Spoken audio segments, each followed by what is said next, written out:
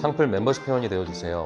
창풀 멤버십을 가입해주시면 실제 창업에 유익한 100여 개 이상의 비공개 영상과 실제 예비 창업자와의 상담을 통한 지극히 현실적인 질문 그리고 저의 답변들을 보실 수 있습니다. 창풀 멤버십 혜택 링크 클릭해서 확인해주시고 창풀 구독자분들의 회원가입은 양질의 창풀 컨텐츠를 만드는 데 큰 도움이 됩니다.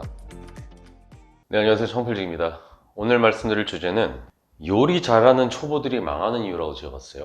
다 요즘은 유튜브다 셰프들의 요리 기술, 조리법 이런 게 너무 많아가지고 그런 것들을 몇 번 이렇게 하다 보면은 이게 자신감도 생기고 다 맛있다고 하니까 이게 엄청 올라간단 말이에요. 근데 실제 장사를 했을 때는 어떤 식으로 되는지 이 과정을 모르고 그냥 내 요리 실력을 믿고 했을 때 어떤 일이 일어나고 그렇게 했을 때 망하는 집들이 또 많으니까 또 그런 부분 또 자신감이 차게진 분들한테 좀 초치는 얘기일 수도 있지만 좀 현실적인 얘기를 좀 한번 해보려고 합니다. 항상 제가 얘기하는 게 그냥 제 피셜이긴 하지만 다 목격을 한 다음에 그다음 말씀을 드리는 거기 때문에 누구나 다 겪을 수 있는 일이라는 점 미리 말씀드리고 개인적인 생각이라는 거 다시 한번 말씀드립니다.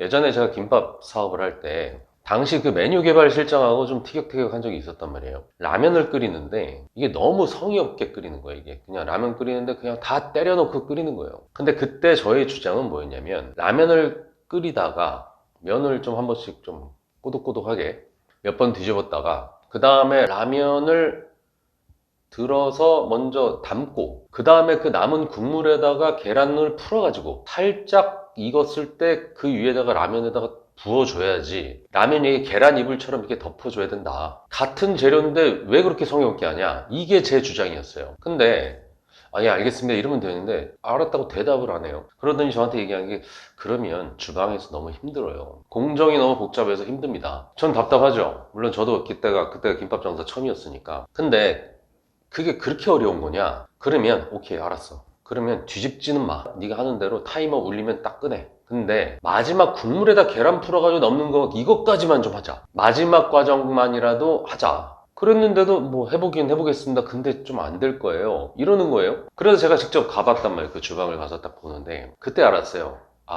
내가 너무 몰랐구나. 그 주방의 그 전쟁 같은 모습을 보고서 저도 그냥 그래 다 때려놓고 끓여 그렇게 얘기를 했습니다. 그리고 나서 제가 생각을 한 게 혼자서 딱 한번 생각을 해봤는데 내 기억에는 분명히 그 김밥하고 라면 파는 그 가게에서는 그 아주머니 혼자서 그걸 쳐냈던 그 기억이 나가지고 가만히 생각을 해봤단 말이죠. 아니 그 집은 어떻게 그 아주머니 혼자서 그걸 다 쳐내는 거예요 주방에서. 그걸 생각하면서 그 가게를 다시 한번 가보니까 이 아주머니가 김밥은 아침에 일찍 나와서 다 이미 다 싸놨고 주문이 들어오면 그냥 썰어가지고 참기름 바르고 통깨만 뿌려서 그냥 나가는 거죠. 그리고 라면은 커피포트에 끓이더라고요. 그러니까 손님이 들어왔어? 그럼 커피포트를 이 뜨거운 물 부어가지고 이렇게 끓였어? 그러면 라면 넣고 스프 넣고 계란 넣고 다 때려 넣었어. 그 다음에 타이머 울리면 띠르륵 띠르륵 하면은 젓가락 쓸 일도 없고 그냥 커피포트 열어가지고 그냥 부어버리고 그냥 끝내버리는 거죠. 그러니까 이게 혼자서 할 수 있었던 거예요. 근데 우리 집은 주문할 때마다 그 주문에 맞춰서 김밥을 싸기 시작하고 그때부터 조리하기 시작하니까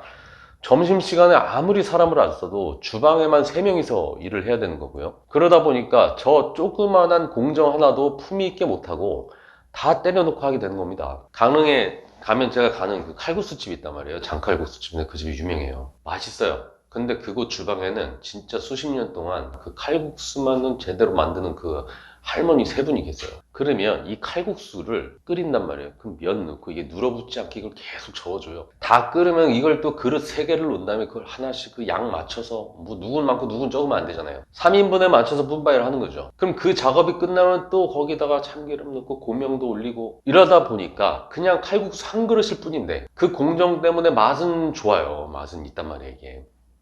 정성도 느껴지고. 근데 사람을 많이 써야 되고 음식이 나오는데 엄청 오래 걸립니다. 이게 맛집들의 특징이 이래요. 정성을 다하는 거죠. 우리 식구들 먹이듯이 해줬어요. 그렇게 공정이 많게끔 해서 정성스럽게 해서 끓여내는 거. 그러다 보니까 사람은 사람대로 쓰고 회전율 안 되고 회전이 안 되니까 음식 나오는 것도 오래 걸리고 오래 걸리니까 줄 서는 거예요. 이게 줄 서는 게 이게 장사가 잘 돼서 라기보다도 줄 서는 이유가 당연히 맛있어서 그게 첫 번째 이유긴 하지만 이 음식 나오는데 오래 걸려서 아니면은 해먹는데 오래 걸려서 이 둘 중 하나입니다. 그런데 칼국수를 주고, 칼국수 면 주고, 야채 주고, 고기 주고, 버섯 주고, 냄비채 가져다 놓고 니네가 끓여 먹어라, 이런 식으로 하는 샤브샤브 칼국수라든지 바지락 칼국수 뭐 이런 집들은 최상의 맛은 아니지만 끓일 때마다 맛은 달라질지언정 주방에선 한 명이서 일합니다. 맛집 칭호는 못 받아도 그냥 푸짐하고 먹을만한 집이라는 소리는 듣죠. 그 인건비를 안 들이니까 그 인건비 아낀 걸로다 뭘 좀 더 줄 수도 있잖아요. 창풀에서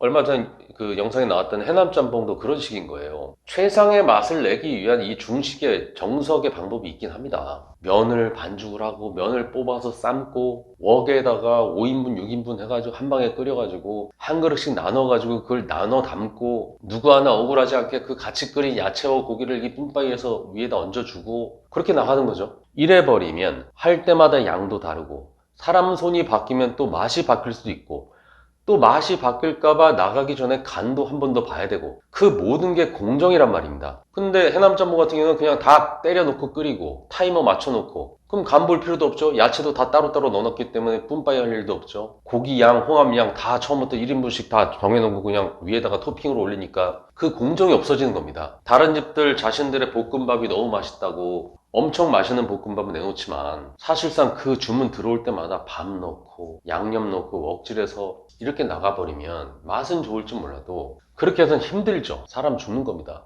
근데 꼬마김밥 이런 거 미리 싸놓고 2,500원 받아버리면 그냥 다 만들어진 거 접시에 담아서 그냥 참기름만 발라서 나가면 되는 거잖아요. 이게 계란 후라이 하나도 미리 해놓는 거하고 지금 당장 후라이 해서 나가는 것도 이것도 공정이고 다 끓이고 나가서 참기름 한 바퀴 돌려주는 것도 공정입니다. 소스 하나 발라주는 것도 공정이고 자신들은 맛있게 한다고 하지만 그 초보들의 조리 과정은 이게 너무나도 하이리스크인 경우가 많습니다. 당연히 그렇게 하면 맛있겠죠. 근데 그렇게 쳐내려면 몇 명이 필요한 거지? 그 전쟁 같은 주방을 짐작 못하는 초보 요리사인 거죠. 얼마 전에도 창풀에 있는 셰프한테 제가 이렇게 얘기를 했단 말이에요. 1인 탕수육에 나가는 그 소스 따로 접시에 담아주는 것도 일이야. 그냥 부어버려. 김밥 겨자장 종지에다가 겨자장 종지해서 주는 것도 이거 일이야. 그냥 테이블에서 자기들이 겨자장 제조하게끔 다 줘버려. 국자로다가 소스 한 국자 소스 넣어주는 것도 이게 일이야. 그 정확하게 또 담아야 되니까 그 그람수 재고 이것도 일이니까 그냥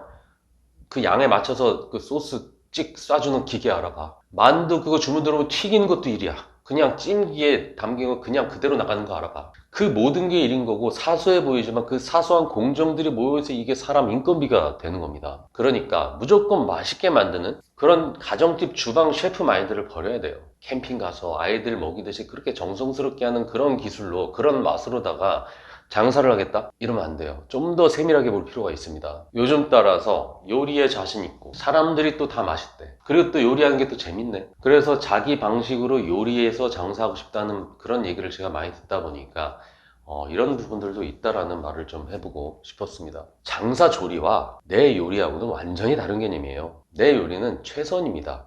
근데 장사의 조리는 차선, 삼성, 사선책으로다가 만들어지는 경우들이 많아요. 예전에 백종원 대표가 TV에 나와서 한 얘기가 있습니다. 개인 매장이 프랜차이즈 매장보다도 맛이 없으면 그건 장사 접어야 된다. 맛에서 밀리는 건 장사 접어야 된다. 프랜차이즈는 그 공정을 최대한 줄여서 효율적인 운영법으로 나온 맛이고 개인은 그 공정을 자기 개인 역량으로 버라이어티하게 극대화시켜서 그렇게 나오는 맛이기 때문인 거예요. 혼자서 요리하는 거하고 장사 조리하는 거는 다른 부분이니까 그 점 너무 쉽게 생각하고 내 식대로 겸손하게 장사를 하겠다 이런 마음 가졌는데 좀 신중하셨으면 좋겠습니다. 이상 창필직이었습니다.